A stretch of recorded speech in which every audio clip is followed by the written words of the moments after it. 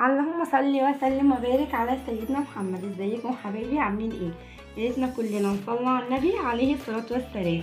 كل سنه وانتم طيبين يا حبايبي، جبتهم في رمضان بدري. يا رب بلغنا رمضان اعواما كثيرا، امين يا رب العالمين. طبعا هو مش بدري ولا حاجه، يعني احنا دلوقتي في الغلا اللي احنا فيه احنا كده متاخرين. يعني هو بص، في ناس بادئه من بدري، كنا الاول نقول ايه ده، لا لسه بدري، بادئين دلوقتي من تجهيزات رمضان. لا، هم عندهم حق الصراحه. في الغلا اللي احنا فيه ده المفروض يبداوا من بدري، عشان تحاولي ان انت يعني تكوني حاجات كتيره من مصروف بيتك وتبقى على قد ايدك وما تكلفيش نفسك. النهارده ازاي هنجهز رمضان سواء احنا عندنا تومين او ما عندناش تومين، او لو فرد واحد هقولك هتعملي ايه. هسمي الله وهخش في الفيديو. طبعا هو في ناس هيقولوا شهر رمضان هو شهر عباده وشهر صلاه وشهر صوم، طبعا الحاجات دي اهم حاجه، وان شاء الله هعمل لكم فيديو على كده. بس احنا دلوقتي لما بنيجي يعني الشهر ده شهر خير، يعني انت والله العظيم شهر رمضان ده يعني بتلاقي نفسك عندك خير، وتلاقي التلاجة مليانة والاكل زايد، ما تعرفيش منين. هو شهر خير، بس احنا بنحبه. يعني الايام دي جاي في دراسة وجاي في دروس، حاجة غالية، فاحنا بنحبه يعني ايه اللي احنا مثلا نكونه حاجات اللي احنا تساعدنا بعد كده في رمضان، في نفس الوقت اللي احنا بنفرحه بتجهيزات رمضان، سواء الكرتونة دي هتعمليها ليكي او ليكي وللبيت او للبيت. بس طبعا كل واحد عارف هو بيطلع ايه، وكل واحد يعني بيطلع الحاجه اللي هو عايزها، فاحنا بنعمل الحاجات دي بتساعدنا شويه على الحاجات اللي احنا ايه هنجيبوها. يعني هي مش الحاجات دي بس اللي انت هتجيبيها، انت هتزودي عليها، لان شهر رمضان بيبقوا صايمين وتبقي عايزه الحاجات دي كتير، وخصوصا الزيت والسكر والحاجات دي. فاحنا بنحاول بنشيله حاجات على قد ايدينا تنفعنا ان شاء الله في الايام الجايه. طبعا انا النهارده هقول اول حاجه لو انت عندك تومين. طبعا اللي عندهم تومين افراد، يعني مثلا 4 5 بيبقى حلو قوي. بيبقى مثلا تاخد مثلا 4 5 قلاية زيت، بتاخد 5 سكر، بتاخد رز، بتاخد مكرونه، تبقى الكميه حلوه شويه.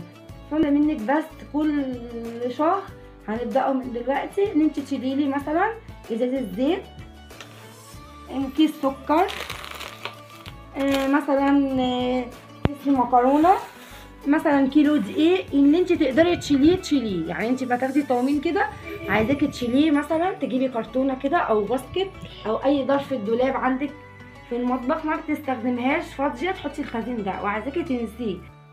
التومين كده هطلع ازازه زيت، كيس سكر، كيس مكرونه، واشيلهم على جنب، ما اجيش جنبهم خالص. لو احتجت ان انا اخر الشهر عايزه هروح اشتري، مش هاجي جنبيهم.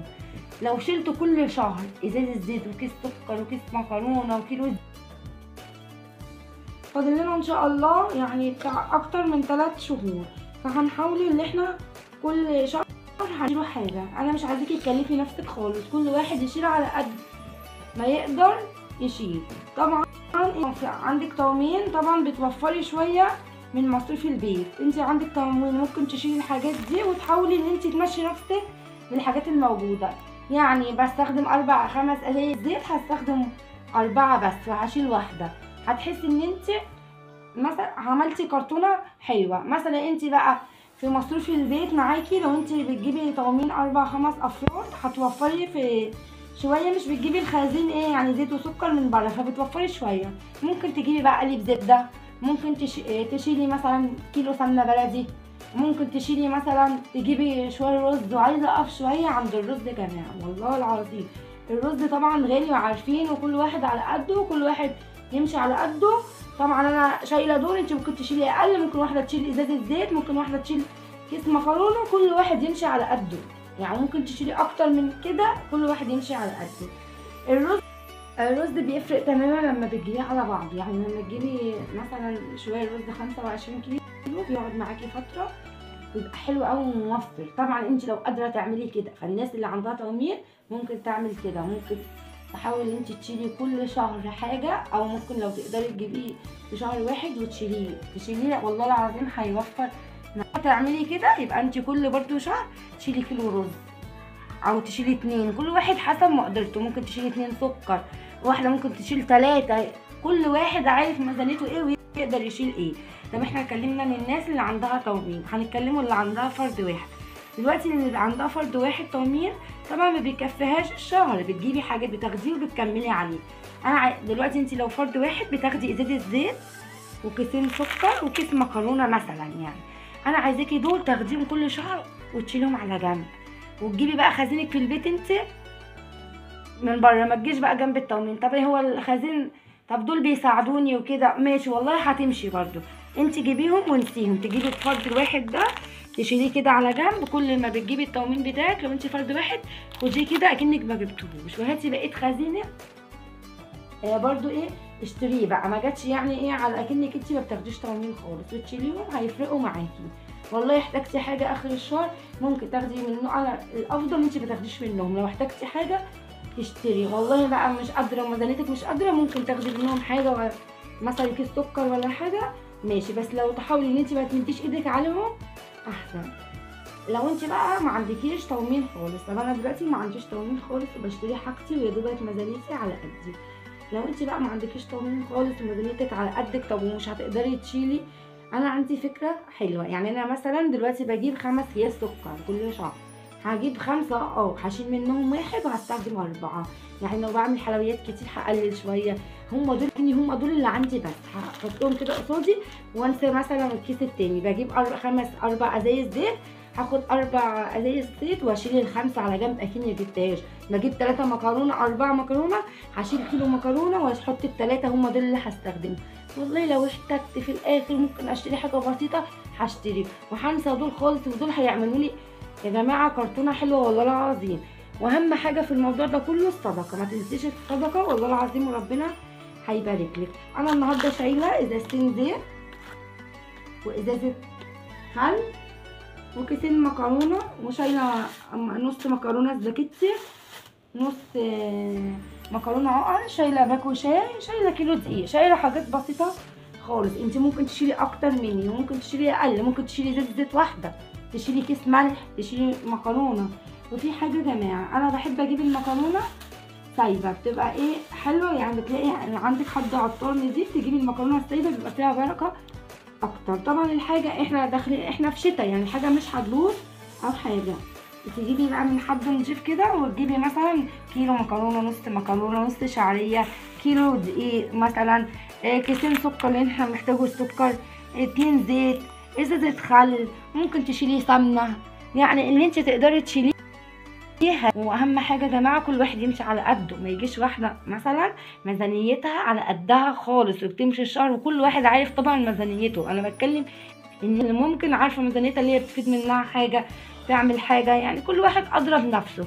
لو انت ميزانيتك على قدك خالص ما تجيبيش اول الشهر، ما ينفعش اروح اجيب هخزن حاجات لرمضان واجي انا مش حاجه اخر الشهر. لا، لو انا ميزانيتي على قدي احاول ان انا اشيلها واجيب اخر الشهر مش اول الشهر.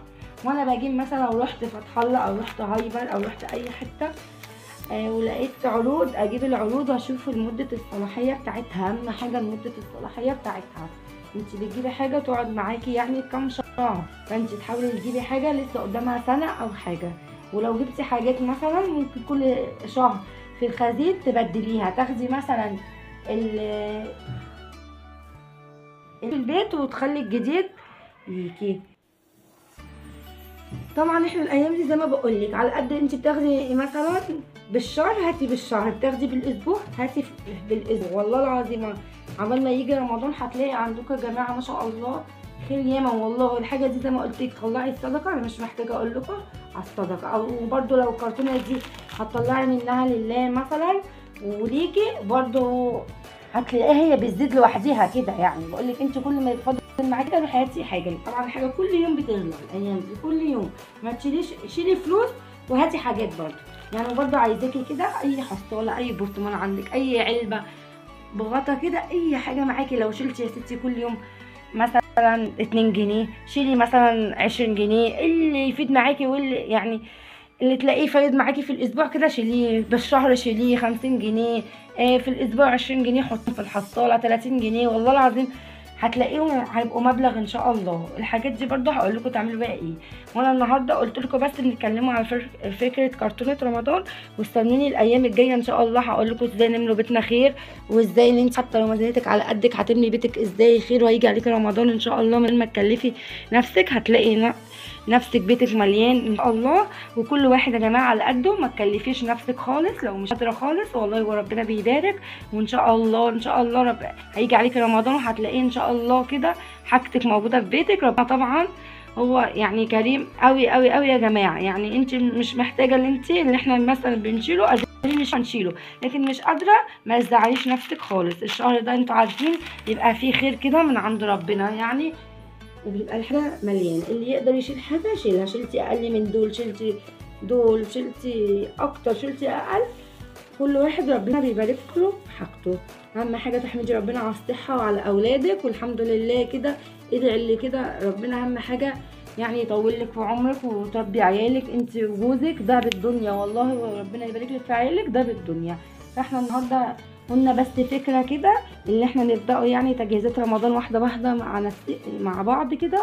واللي تقدر تشيل حاجه تشيلها. انا كده خلصت فيديو النهارده. لو عجبك الفيديو ما تنسيش باللايك، لو انت جديده تنوريني وتشتركي في القناه، واستنوني في الايام الجايه دي بافكار حلوه قوي لشهر رمضان. السلام عليكم ورحمه الله وبركاته.